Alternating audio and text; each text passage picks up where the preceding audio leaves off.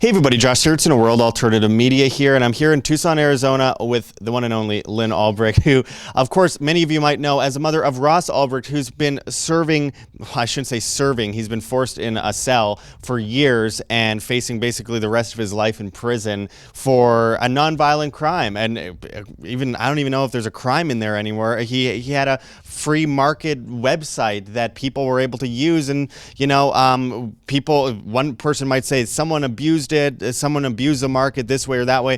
If that were to be the case, it wasn't Ross's fault, obviously, if other people use a website unwisely, and unfortunately he's been forced into a cage, made an example of for years. And first of all, for those that aren't aware of the case, Lynn, can you just go a little bit into what Ross is facing and how he's been facing all these years in prison for a non-violent offense? Sure. This is for something that Ross did on a computer when he was 26 years old. He's now 36 years old. So that just gives you a little perspective. He was involved in the Ron Paul campaign. He just became very passionate about freedom and free markets and the potential for monetary freedom of the cryptocurrency Bitcoin, which very few people had heard of at the time. He initially created a video game to have people have a hands-on experience of a free market.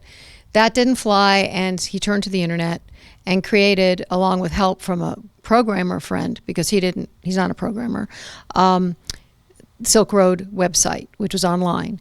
Now, the Silk Road was based on the non-aggression principle, which meant that it was all voluntary interactions, and that anything that hurt a third party who did not volunteer for this was not permitted.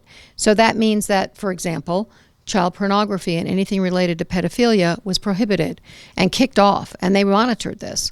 I've been told that by a high-level admin. Stolen property was not allowed. Violent services were not allowed. Now, you read some different things on the media, in the media about this. I don't believe anything the media says anymore, because I've had a personal experience of the falsehoods, lies, and laziness that they, in any case, that it had good intentions. I'm not saying that everything about it was good, but it had good intentions. And drugs were allowed because it was considered by the administrators voluntary between two people.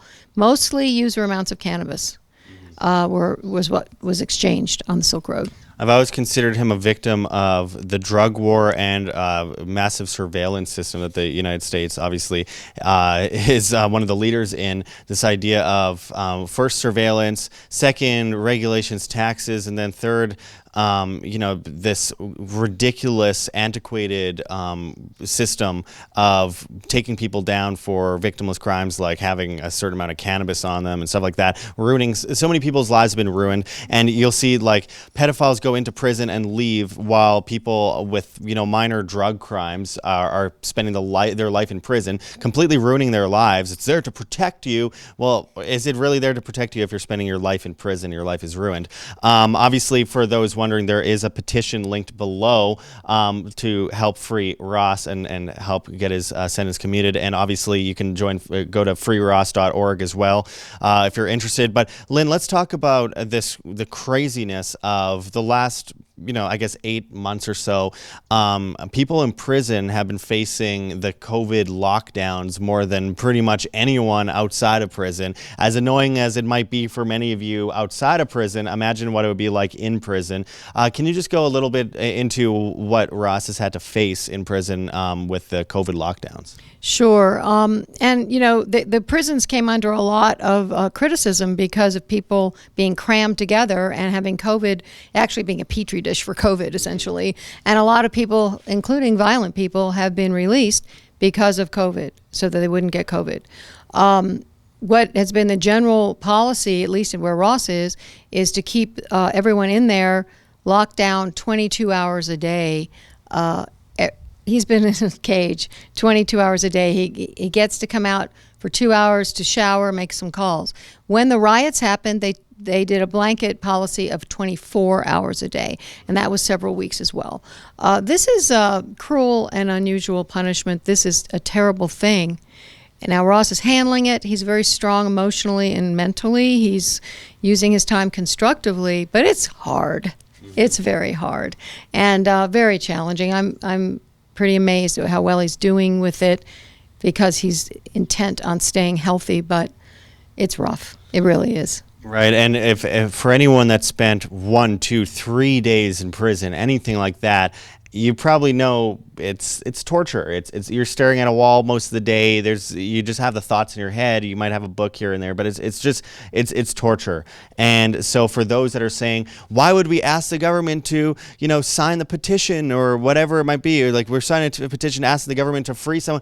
Yeah, well, imagine being that person in a prison cell. I'm pretty sure if all they had to do was sign a petition to get out, they'd be happy to do that. So if those of you who haven't signed the petition, just go sign it. It takes 2 seconds, and it could truly, actually, symbolically lead to saving someone's life. So with that said, Lynn, obviously one of the biggest criticisms that Ross deals with on a regular basis is a very much debunked critique and criticism of the murder for hire so-called charges. I'm always hearing about these charges of murder for hire. It's mostly because big media conglomerates have basically completely deep-sixed the actual story and have manipulated the story into something that for them would make it justified for him to be in prison, which obviously it isn't.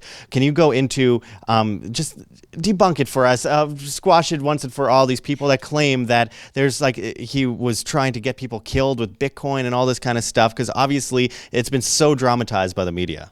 And the media loves that. The media loves that stuff because they get more clicks. It's more interesting than, raw milk was sold on Silk Road. To be clear, all of Ross's charges in trial were nonviolent. No violence, no victim named at trial. There was an indictment in Maryland where a lot of rampant corruption was going on, and actually 2 agents have been serving time in prison because of their corruption involved with the Silk Road investigation. And based on their material, they included in the indictment that Ross planned murders. And these are all based on anonymous chats. There is no witness that said Ross did this. Ross denies it and has from the beginning. Even the only alleged victim of this, Curtis Green, doesn't believe it was Ross, has come out and is supporting Ross's release. He says he can't wait to meet him. Yeah. He's been a great supporter. And the question is, okay, so in Maryland, where the only actual charges, they were never prosecuted, but their charges, they've been dismissed with prejudice, which means they can never be opened up again. There is nothing in the legal system except the judge mentioning it and using it to justify her draconian sentence, which is a violation of the Sixth Amendment, and that's a whole other thing, about Ross and murder for hire at all. So the question is, do you believe the media and picking up stuff that the prosecution feeds someone? Or do you think we should have trials and proof and actually, that's what our system's based on. It's not based on some prosecutor telling a media person and then the echo chamber goes out. And and it's not uncommon, I hear now. I didn't know this before all this. Criminal defense attorneys have told me it happens all the time to smear people. I've had actual people who it's been done to tell me it was done to them. One who is out now, it was a drug crime, and he said they did it to him. It's part of their playbook. It's part of what they do. And at the beginning, I was like, how can this be? To our lawyer, and he goes, oh yeah, they do that. And I'm like, oh, okay, I guess this is just part of what we do. And then the media picks it up, and then people on social media who really are not looking into it deeply, who are just taking that as gospel, say it. Now, the other thing that's really important to know is that everything on Ross's computer came from a shared server. There are other people on Silk Road and others who had access to all of that. So to even rely on what's on there, I think there might have been a couple of chats that mentioned something. Honestly, they were not, it's not like Curtis Green, who was an alleged victim, but this isn't even reliable at all. So do you want digital evidence to be considered reliable when it's so easily tampered with, faked, manipulated? It puts us all in danger, frankly. Yeah, with the shared server, I mean, honestly, anyone could have, if a bunch of people had access, anyone could have even set him up at the end of the day. Yes. But there's no evidence that connects him in any way to that. And on top of that, media says something, people take it as entertainment, they take it out of context, they create their own stories, their own fantasies. It becomes a game of telephone after a while. And then you end up with these crazy stories that people try to make into Hollywood movies because, again, they think it's entertainment. And this isn't entertainment because an innocent man is in prison. Someone who has never hurt anyone is in prison and facing the rest of his life in there while, I could go into it all day. I mean, honestly, governments bomb all these countries. Oh, well, they're immune to any laws there. Or pedophiles go into prison and leave after a couple years and, oh, that's okay. But violent people and rapists and killers, they're out. A lot of them are out. Well, with the COVID thing, they released a lot of non-violent prisoners, but also quite a few violent ones. Like one woman who beheaded her husband gets released from prison, and then Ross is still in there. And the reason for this, and I 100% believe this, is because it's political. They're using him as an example. Don't do this in the future. Don't have a marketplace where you can freely exchange goods for services. And obviously, he regrets a lot of what he was involved in to some degree, obviously. But with that said, I mean, I don't know. It's every single day there's people with farmers markets that are selling, plates or cups or plants or whatever it might be. And, that's called the farmer's market. You do that online and, cannabis gets through, and apparently it's some terrorist operation where there's murder for hire, and it just goes crazy, and the media turns it into a movie. So it's just absolutely insane to me that we even have to talk about this. But obviously you've been talking about this for years, trying to get your son free. So with that said, where can people find more information and get involved and maybe donate to the campaign and get this moving so that, more people, it reaches more people's eyes? That'd be great. And one other quick point about the motivation is Bitcoin was so super new. This site was the first proof of use of Bitcoin, and there were a lot of very important forces and powerful forces in the financial world that did not like this new currency. I don't think they like it today. So I think a lot, when you say political, I think a lot of it had to do with that personally. That's my personal theory, and I can give a lot of good reasons why I think it. But in any case, please go to freeross.org. There's a petition. You can just click on the red banner. It literally takes not even a minute. And share it, please. We have over 350,000 people who agree with Josh and me about that this sentence is wrong. This puts us all in peril. And so please sign it. That's all you really need to know, is that a first-time, nonviolent, young offender got double life plus 40 years without parole. That's 2 centuries of prison. It's twice what El Chapo got. It's way beyond what any kingpin, a lot of kingpins have gotten. I don't know anybody who has a bigger sentence than Ross. It's insane. So please sign the petition. As Josh said, there's ways to donate, which we always need. And if you have any political connections of any kind, because we really are hoping that President Trump will see the injustice of this and commute Ross's sentence. Correct this sentence. It should not be a precedent. It is now a precedent in our system, which puts other people in peril. So please, if you have any connections, get in touch with me. It's very easy to do on our website. Absolutely. If you know any politicians, if you know any celebrities, if you know any influencers, anyone, people who have a few spare dollars hanging around that could help, save someone's life, because this is about saving someone's life. This isn't about, give money to our campaign and, so many campaigns out there. There's a million of them. This is actually about saving somebody's life. And honestly, I'd feel pretty good about it if I had money to do that, to be like, to help out in some way, because there's no better feeling, I think, at the end of the day than using your money to actually save a life. Right. So you can check the links below, freeross.org. The petition is linked below as well, and hopefully we can get this moving again. I mean, honestly, it's been years of us talking, Lynn, and it's insane that you have to go through this. And on top of that, it's insane what Ross has to go through, because every single day is like an eternity. If you're in jail, it's like one day to you is 24 hours, one day to him freedom feels like probably a lifetime. I mean, honestly,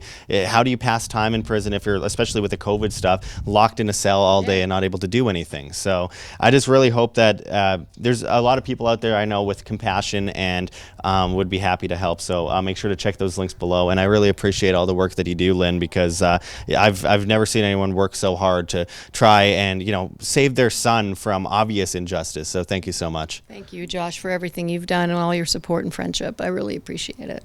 I appreciate you. Thank you. All right. My friends, it is go time.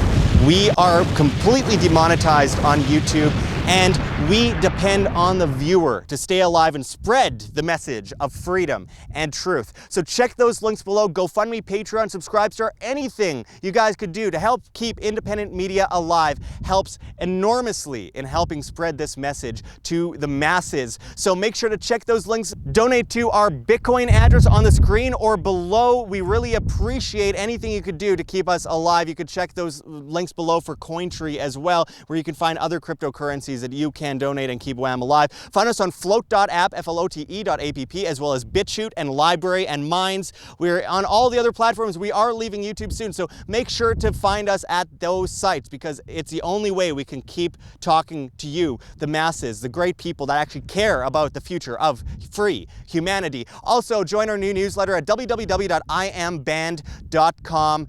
Anything helps at this point, guys. We need to support free information online. This is the most difficult time in our history, and it takes a lot of hard work to keep our message alive in the face of great evils that have taken over the propaganda news on television as well as on YouTube, where YouTube decides what you can or cannot see. We need your help, my friends. So I really appreciate anything you guys can do. Check those links. There's many ways you can help. Until next time, though, thanks, everyone. This is Josh Sigurdson signing out from World Alternative Media. Find the truth, be the change.